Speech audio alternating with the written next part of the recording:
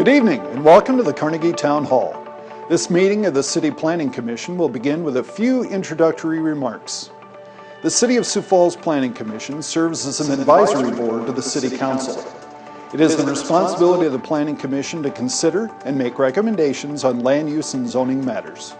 Actions taken tonight on conditional use permits are final unless appealed to the City Council in writing within 5 days, and any actions taken tonight on initial development plans, alternative plans, or minor amendments are final.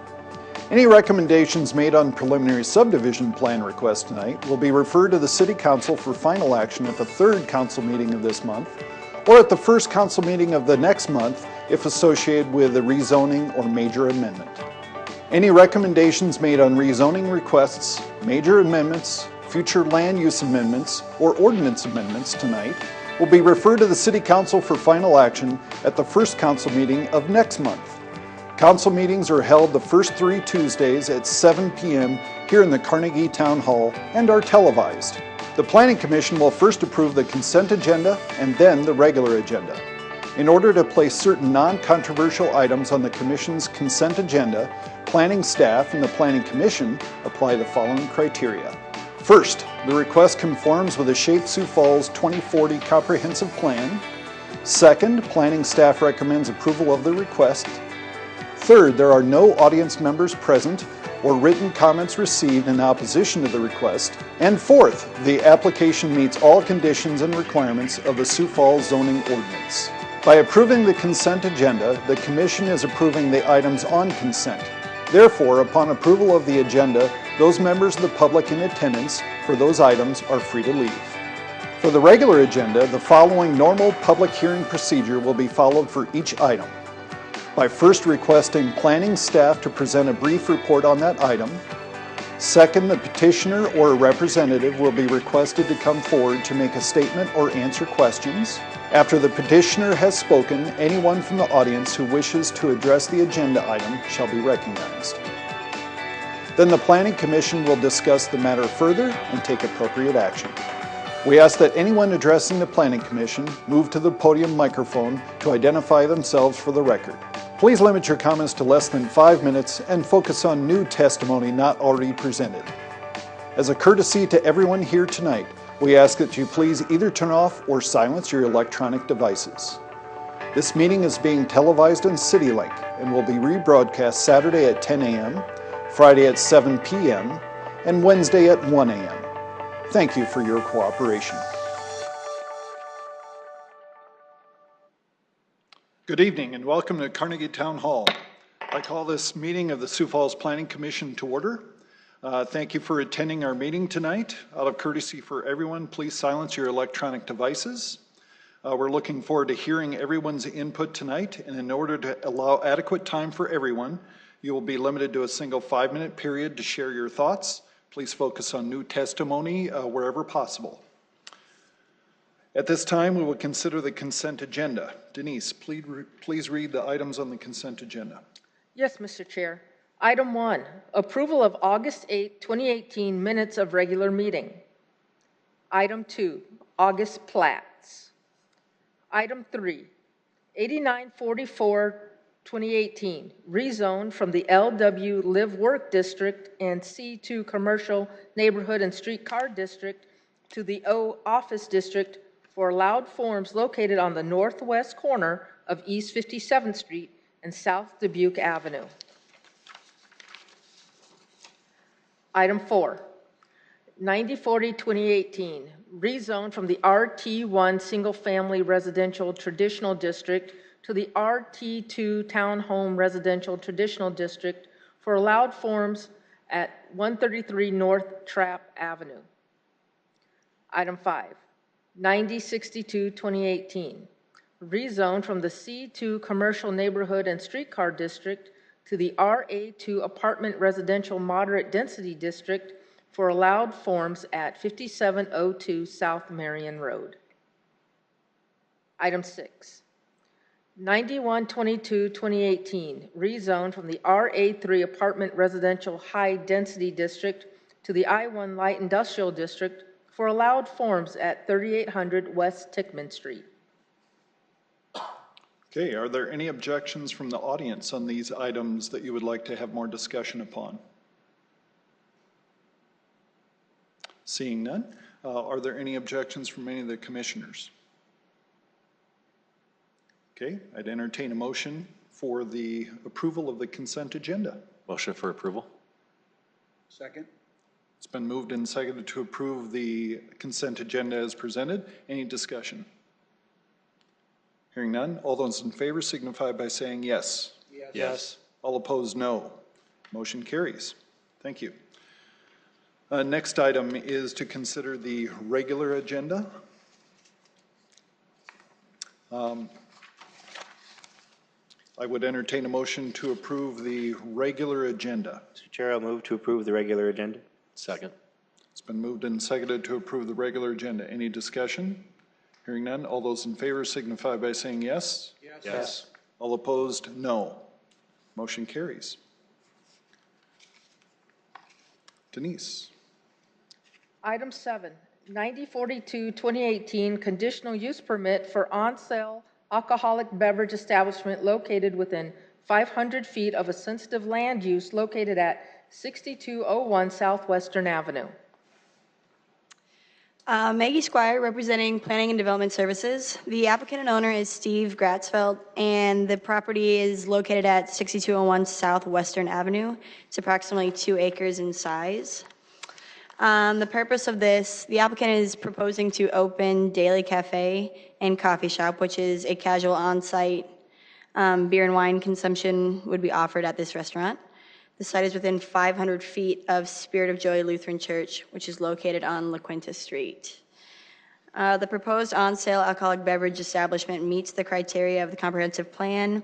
This is an existing arterial corridor with commercial uses. Lighting of the structure and soundproofing of the property are items to be considered during public hearing. The parking is on site, and approved security management plan is required before an alcoholic license can be approved. So because the applicant has provided clarity to indicate the location, nature, and extent of the work proposed, staff recommends approval of the conditional use permit. Okay, any questions from the commissioners? Thank you. Is the applicant here this evening? Please step forward to the microphone, state your name and address for the record, please.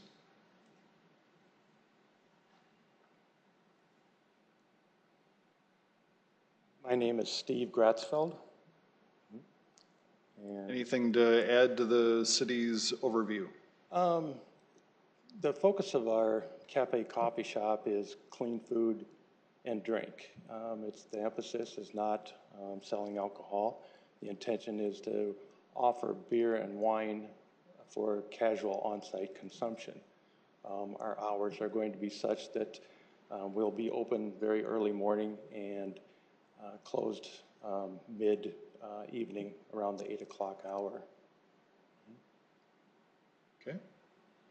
Any questions from the commission? Thank you, sir. Thanks. Is there anyone in the audience who would like to address this item? Okay, seeing none, entertain commission action. Mr. Chair, make a motion to approve item number 7. Second. It's been moved and seconded to approve item number 7. Any discussion? Mr. Chair, I think there was a restaurant there before, and I know there's some around it that serve alcohol, so it seems like an okay place to have one. Very good. Any other comments? Hearing none, all those in favor signify by saying yes. Yes. All opposed, no. Motion carries. Thank you. Item 8, 9046-2018, conditional use permit for off-premise sign over 288 square feet located at 4300 West Empire Place. The applicant is Will Brzyka of Pride Neon Inc. and the owner is O2 Media LLC. The billboard would be placed at 4300 West Empire Place. And the applicant would like to construct a new 40-foot tall, 672 square foot, two-sided off-premise sign. Numerous billboards are located alongside the interstate The proposed billboard is located within the Billboard Opportunity District that was approved by City Council. Therefore, staff feels the proposed location should not impact property values, traffic, and city utility services and land use density. Because the application has provided clarity to indicate the location, nature, and extent of the work proposed, staff recommends approval of the conditional use permit. Okay, thank you. Any questions from the commission? Hearing none, thank you. Is the applicant here this evening? Come forward, state your name and address for the record, please. Hi, Will Brzyka, Pride Neon Signs. Lift the microphones, can't hear you very well. Thank you. Will Brzyka, Pride Neon Signs. Other than that, I guess I have nothing else to address. Do you have any questions? Okay, any questions from commission? Okay, thank you. Is there anyone in the audience who would like to speak to this item?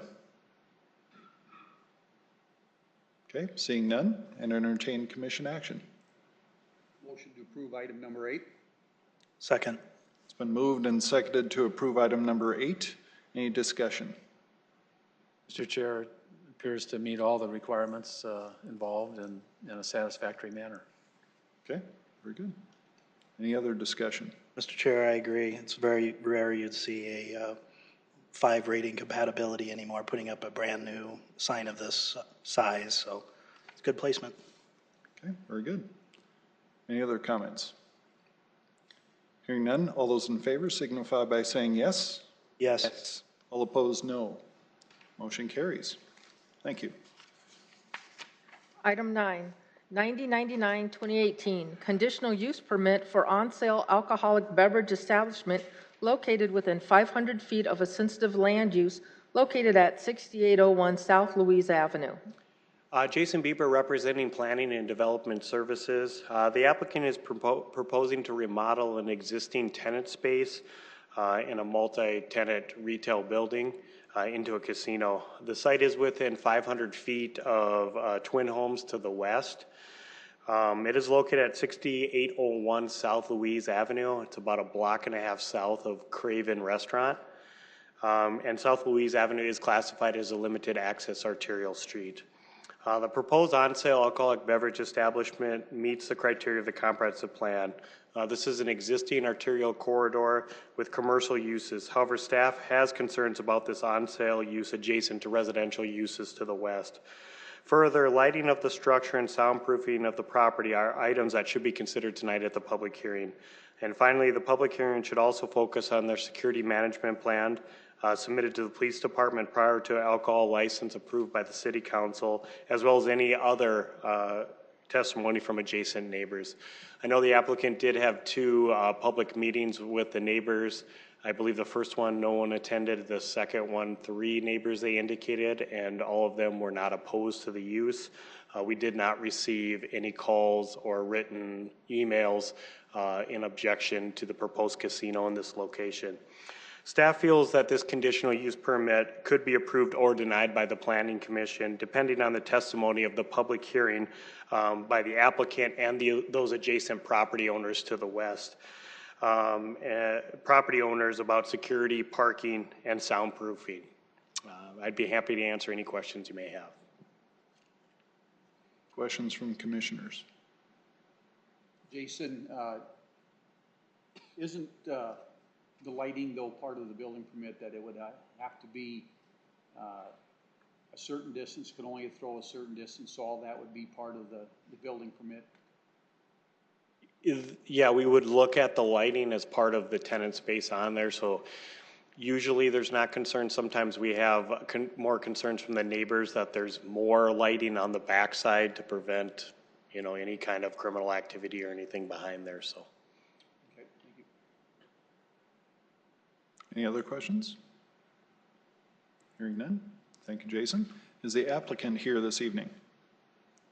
Come forward, state your name and address for the record.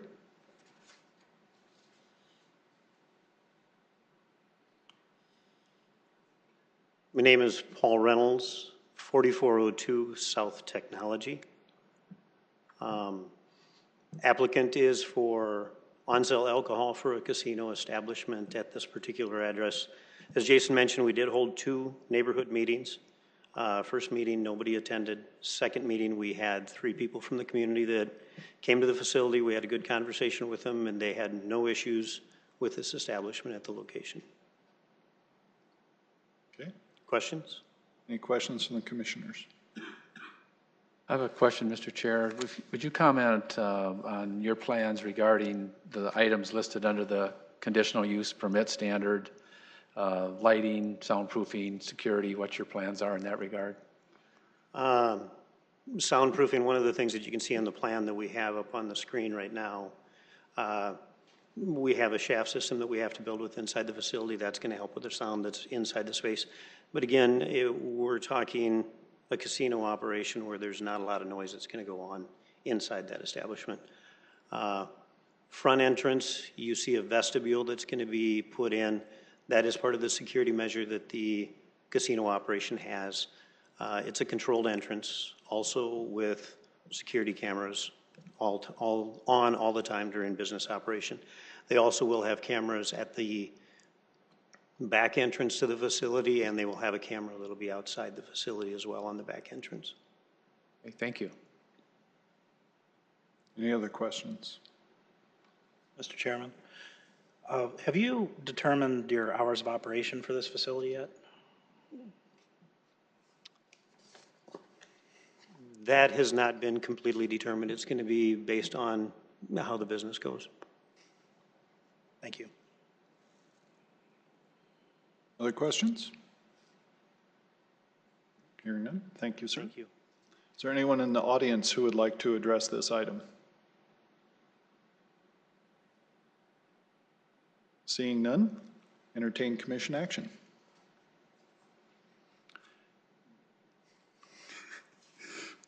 Make a motion to approve item number 9. Second. It's been moved and seconded to approve item number 9. Any discussion? Mr. Chair? Sounds like, Mr. Chair, sorry, it sounds like he's we got the soundproofing based on the drawings. I saw those earlier with a 2-hour shaft wall, and the security end of it is with the additional cameras. And again, he'll have to submit one to the our law enforcement department too. So I see this as a good thing. Mr. Chair, yeah, I would echo Commissioner Gaspar's comments that primarily on the security management plan still has to go through its process. So at this point, I would support moving forward. Okay, any other discussion? Hearing none, all those in favor signify by saying yes. Yes. Yes. All opposed, no. Motion carries. Thank you. Mr. Chair, I'm going to recuse myself on the next item. Okay, thank you. Item 10, 9106, 2018, initial development plan amendment for the Avera McKinnon South Addition located on the southeast corner of 69th Street and South Louise Avenue. Diane DeCoyer with Planning and Development Services. The applicant here is Damian Grable with Earhart Griffin and Associates. The owner is Avera McKinnon, and the property is located at the southeast corner of 69th and Louise. The campus is approximately 85 acres. The amendment is for an update to their campus. There is a slight reconfiguration at the location of the Addiction Care Center in the upper right there. And note in the report that it was indicated that Building 3 is 114,200 square feet. That's incorrect. It's 11,420. Construction for this area is planned for this fall. Building 6 has also been added to the PUD as part of this amendment. Building 6 is a 59,400 square foot building for the Human Performance and Research Building. Construction is planned for the fall. The owners held a neighborhood meeting on August 28th in which 50 neighbors showed up. Their discussion included concerns about traffic and the single entrance off of 77th into the Human Performance Center. Avera has worked with the city on adding a temporary access point on Louise near the north part of the parking lot to ease congestion at 77th and Louise. oops, let me go back here. So you can see that along Louise on the left. That's an update from the plans that you saw in your packets. That would be a temporary access. It could be for up to a couple of years, but that should alleviate that until Ralph Rogers Road continues from Louise up to 69th. Because the amendment is consistent with the required standards of the PUD and it has recognized that the final development requirements will be reviewed at the time of each individual building to minimize negative effects. Staff recommends approval for the request, and I can answer any questions you have. Any questions from the commission? Mr. Chair, Diane, one quick one in the landscaping portion. Mentioned that deciduous, ornamental, and evergreen are allowed up to 25%, and then they're proposing 75%? Yeah, they did state that they would probably increase the required landscape requirements, and they'll show more detail of that when they submit for their final development plan. Thank you. Mr. Chair, Diane, you did say building 3 was 11,420 square feet. Was that the accurate number? Yes, that is the accurate number. Thank you. I just seem to want to add another 100,000 or so to that, so. I'll just take that out of I think I cash. must have taken it from the hospital or something in that report, so my apologies. Thank you, just verifying. Okay, any other questions? Hearing none, thank you, Diane. Is the applicant here? Come forward, state your name and address for the record. Tom Bosch, Vice President of Hospitality with Avera, and live at 5201 South Stockwell Circle. So not a whole lot to add other than, you know, with the Addiction Care Center, that movement and that relocation of the parking and moving the building from the west came actually from a neighborhood meeting where the neighbors said, could you move it a little bit further away from Hemmingstone? So worked with the city, and that worked out well. And then, as Diane mentioned, we had a very good neighborhood meeting talking about the Avera Human Performance Center. And from that, concerns was brought up about just the one access point. So we really appreciate the city planning office and working with the traffic engineers to add that additional temporary access. That really is what the neighbors wanted, and we heard that loud and clear at the neighborhood meeting. So we'd humbly request your approval. Okay, thank you. Thank you. Any questions from the commissioners? Okay, thank you. Thank you. Is there anyone in the audience who would like to speak to this item? Come forward to the microphone, state your name and address for the record.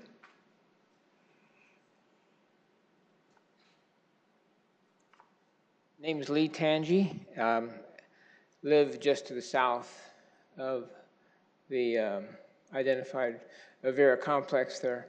I guess I just have a clarification question, and I think there's the additional access point now on the western edge has been added, but that's in addition to the one on 77th. Is that correct? There's going to be two in and outs on it right now? Correct. Okay. Okay. That did prompt great discussion, as was pointed out, the one on 77th. And I know the local residents have concern about it increasing traffic flow on that roadway. So while I guess I'll speak for myself, I appreciate the additional entry and exit on Louise. I think many were hopeful to eliminate the one on 77th as well, too, as part of that process. I'm not an engineer, so I'm not going to tell you what can and can't be done, but I'm just telling you what the feeling was. Thank you. Okay, thank you. Come forward, state your name and address for the record, please. Mr. Chairman, members of the commission, my name is Michael Fisher, and I live at 6501 South Hemmingstone Trail. And like the gentleman before me, I would also like to speak to the necessity for an entrance on 77th. The neighbors who were in attendance at the meeting, as I was with Avera, and a very good meeting at that, definitely there was some sentiment in favor of not having that entrance from 77th. And I'd like to bring a little bit of perspective from where I live. I live up in the upper right-hand corner if you're looking at item 10. And the concern is that human nature being what it is and traffic volumes being what they are and what they're becoming in Sioux Falls, just as the neighbors who were immediately across from the treatment center didn't want that entrance coming in off of Hemmingstone, the same concerns apply to this one, even though we still live up in that area, and let me explain why. My home is the last home before you come to Prairie Hills Park, and at that point, you've got to zig around that park on all three sides, and during the last 2 years that I've lived there, it gets a lot of usage from people in the community, which is very good. This time of the day, it will result in cars parking on both sides of the street all around that, and you have a lot of little children who are coming over there for basically football practice, soccer practice. I saw some really cute little 4-year-old girls out there the other night that reminded me of my granddaughters. And I've seen, because I'm around, I'm retired during the day, there are lots of little kids on bikes who come up and down that street. And we all travel up and down that street too quickly, so there's that as a concern. But the concern is you pour more traffic volume in and around, and people will work to avoid going through the lights and the controls to come in on 77th, I believe, and they'll exit that way afterwards. So this will be at times a high volume facility with the 7 volleyball courts and so forth. It may not be at a time when the children are out. They may be somewhere else at that time. But in any event, if there's any possibility of treating this corner the way the other corner by the addiction center was treated, the neighbors would very much appreciate it, and I think it would be a good thing for the community. And I don't think it would significantly disadvantage those who are coming to a large facility like this, using the entrances off of 69th. So any questions for me? Any questions? Okay, hearing none. Thank you for your comments. Is there anyone else in the audience who would like to speak to this item? Come forward, state your name and address for the record, please. Yes, my name is Thomas Hanson, and I live at 3215 West 77th Street. And I'm the first house, and I was on the towards the west, and I was just wondering where this driveway would be. I can't quite on 77th Street. Right here. And where would the driveway go? You'd enter here from Louise. Correct? And here off of 77th and into the parking. Okay. Where is the first home there to the east? Right over here. Okay. And see, they're talking that property almost right straight across from the driveway. See, that's all zoned residential also. And I'm afraid it's going to be a big bottleneck there.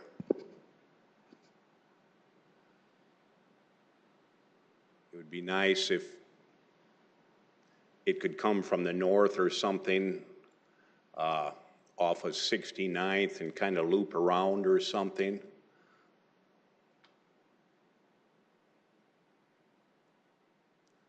Like how close to Louise would that driveway be?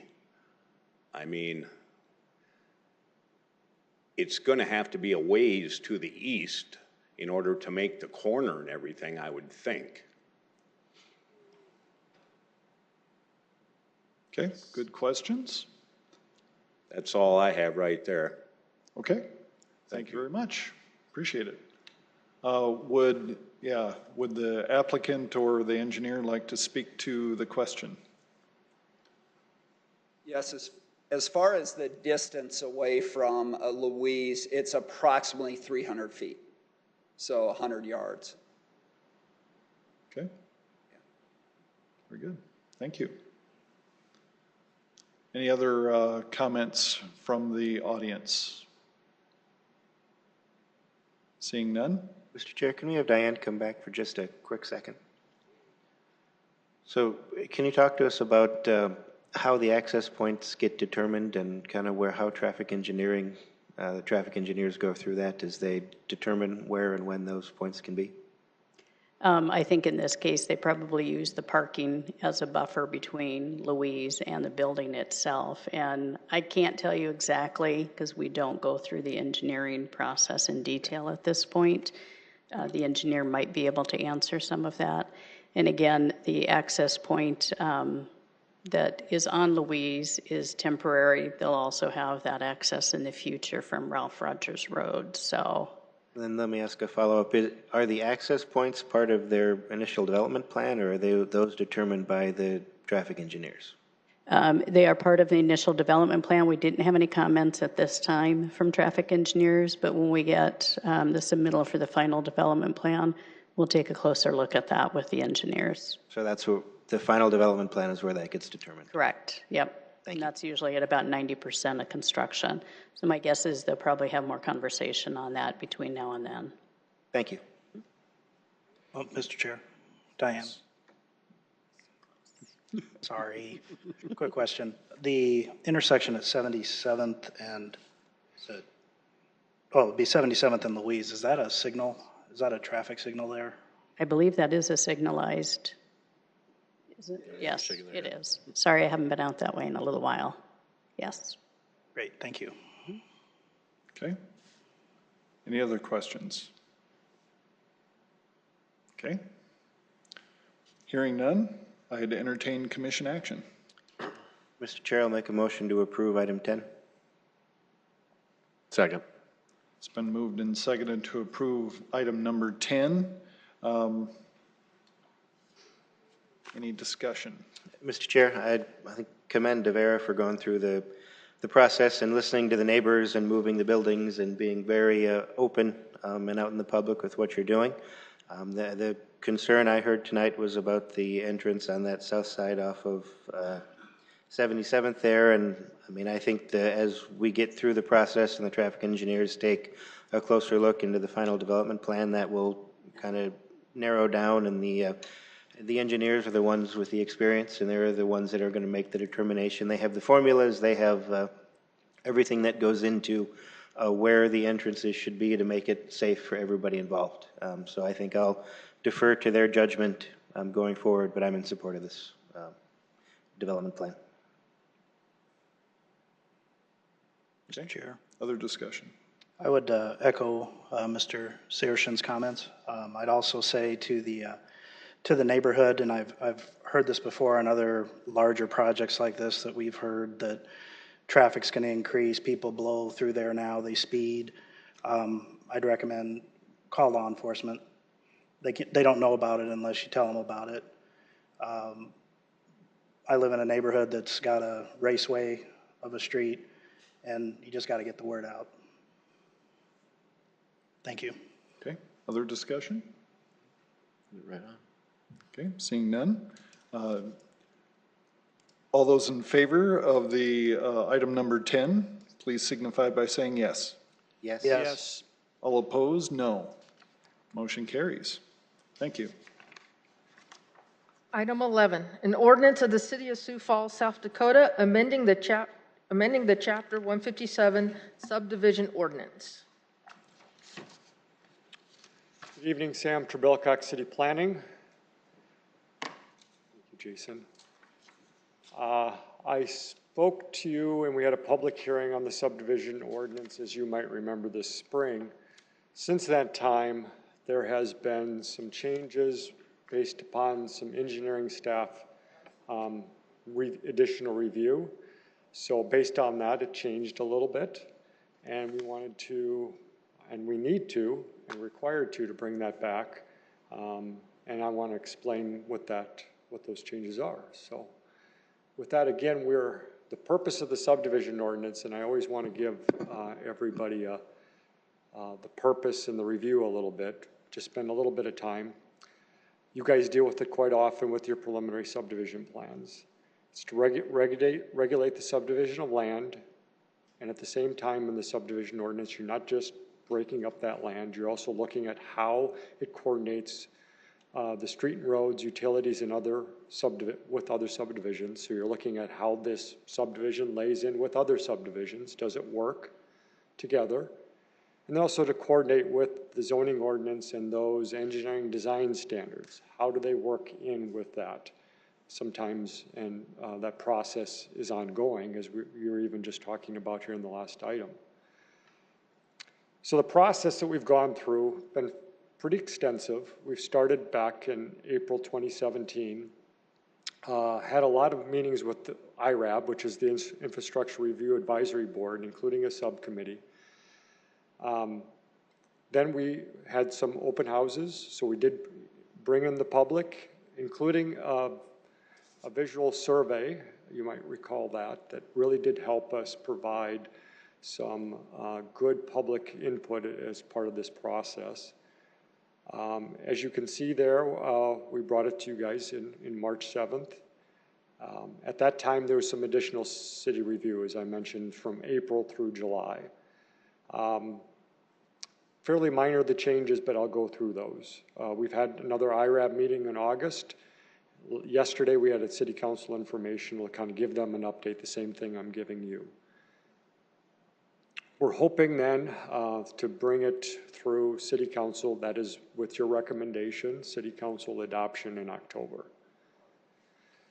This process kind of gives you an idea where you're involved in this process and a few things that we've changed that are in red as part of the process. One thing is the concept plan. The concept plan was something we required in the subdivision ordinance, and now it's not necessarily required, but we do highly recommend that they do it. In a lot of cases, if it was a smaller project or smaller subdivision, it wasn't necessary, it was getting confusing, so we just said it's not required, but it is something that does help you save time. The preliminary plan is what you, as a planning commission, deal with most of the time, and that's what city council does too. You recommend a city council, usually a larger subdivision plan, and how does that work in with the rest of the city? You know, you're looking at preliminary utility plans as a part of that, the water, sewer, streets, and drainage. And then planning office facilitates that with comments from other departments. That's what you deal with. But there's other things after that process that take place, and it's also dealt with within the subdivision ordinance. Development engineering plans, that's the next step, and that's when you look at things at closer view and you really start laying in the development engineering plans, including access and things like that. And then you move on to the plat and the construction plans, and that's when you're getting, as this is showing you, the more you're seeing width is the more detail that you're being provided. So at the preliminary plan, you're being provided a fair amount of detail. But once you get to the plat and construction plans, you're getting significant detail, and those engineering design standards must be adhered to at that time. So one of the things that also changed a little bit is we added these conditional studies, which was actually as part of the subdivision ordinance already. What that allows for is city council to condition approval of a preliminary plan on things like a drainage study or a traffic study. And you guys have seen that occur in the past. What we've been doing lately though is we've been bringing in a traffic study at the same time as the preliminary plan. And what we're saying is city council, or you could recommend that we need one, but not necessarily would we require one automatically. So I wanted to make sure that that's more clear. So going through a review of major changes, the same thing that we went through. These are the same things we went through the last time. We added some private street standards. Before, these aren't public streets, but private streets. So private streets at this time in the current zoning or subdivision ordinance do not have any standards at all. So we're adding certain standards. The main thing is that a 28-foot paved street. That's the main standard. There's a few other things within the subdivision, but that's the main thing that you probably have the most interest in. Also, we added complete street standards with neighborhood connectivity, especially when the block gets really wide or really long, in this case over 1,320 feet. Then we need, the development needs to put in some kind of connection between blocks when the block gets much more than that. New bike trails, we want to allow for dedicated trail easements so that we can help us provide where those new trails will go. There's also flag lot standards. We have no standards for flag lots now. That does come up every so often in our process or in our subdivision plans. We want to make sure we have standards there. There again, the pole has to be at least 28 feet, and also you can only have one flag pole lot per subdivision. We're also allowing for online subdivision review. We're creating some more consistency with state planning law. There's some things that we weren't doing exactly the way state planning law had said, so we updated that. And then we moved some of the lot and block standards earlier in the process. Before it was in development engineering plans, but we did move them into the preliminary plan. We think that was appropriate, especially as part of your review and City Council's review. And one thing that's maybe a nice thing is Mayor and Planning Commission Chairman no longer would need to sign plats. Did have a question from City Council yesterday about that, but again, you're not approving plats as I showed you back here, you're approving the preliminary plan. And as long as our review, administrative review is consistent with that preliminary plan, Planning Commission, Planning Director Mike Cooper and City Engineer Chad Heavey can sign those plats. And that's why it really didn't make a lot of sense for the mayor and Planning Commission chairman to continue doing that when there was no approval from Planning Commission or City Council on those items. Changes since March. There's a transfer of ownership plat right now that was a part of a minor plat that was a little confusing, so we split those two things out. The differences between the two, transfer of ownership is a large plat that comes in, usually as it's annexed, and it's being platted off so a developer can essentially just annex it and get ready to start the process to develop it. They don't have the development rights with that plat, so a minor plat might have the development rights, so we wanted to split those things out so that we made those clear. Transfer of ownership plat needs to come in and still replat. So that was the reason for that. City engineers plat certificates, there's actually 3 of them now rather than just 1 or in some cases 2. Inside the city limits, outside the city limits in the platting jurisdiction, and also 1 for road authority outside the city limits, which in that case might be the city engineer, but it also could be a township. If it's a township road, it could be the county, if it's a county road or things like that. And then just some consistency and clarification sections, rename the title, consistency from preliminary plan to DEPs, and then just some minor things that I noted here, just to try to dot our I's, cross our T's type of thing. So with that, I would take any of your questions. Any questions? Mr. Chair, Sam, you said that we don't now approve plats? Correct. I mean, they're on our agenda. Yes. Okay. So that what happens is, and this is something that's been going on for a long time, it would be on your consent agenda. Yep. But in a lot of cases, this was going on since back in probably the late 90s, early 2000, the ordinance changed, but you kept your same practice. Okay. And it was on consent. But what you probably didn't know is in some cases, those plats actually got approved before you even know. It was more of a notification procedure that these were the plats that were being approved. Okay. Yeah. So then we can't expect that to come off the agenda just because it meaningless. Okay. Yeah. Thanks. Good question. We could still provide a notification of these plats were approved. That's something we have to talk internally, but yeah. Okay. Okay. Other comments or questions from the commission? Yeah, I just want to make a comment that I sat on a couple HBA meetings, and I appreciate that you guys went through everything with us and listened to our concerns and basically met us in the middle, so I appreciate that.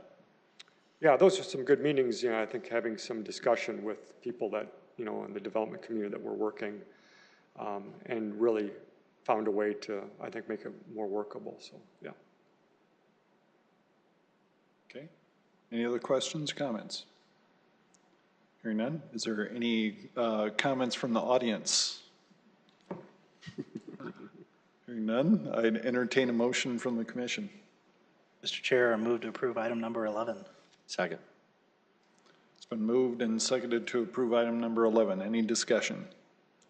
Hearing none, all those in favor signify by saying yes. Yes. All opposed, no. Motion carries. Next item on our agenda is public input on non-agenda items.